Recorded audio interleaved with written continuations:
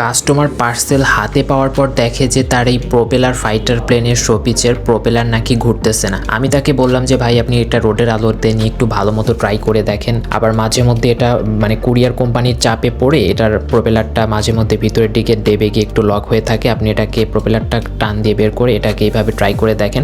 ওনাকে একটা video tutorial instruction দিলাম, হোয়াটসঅ্যাপে ওনার সাথে অনেকক্ষণ চ্যাটিং করলাম। উনি বললো যে ভাই এটা কোনোভাবেই ঘুরতেছে না, আমি এই প্রোডাক্টটাকে রিটার্ন করতে চাই আর বাকি দুইটা প্রোডাক্ট আমি রাখতে চাই।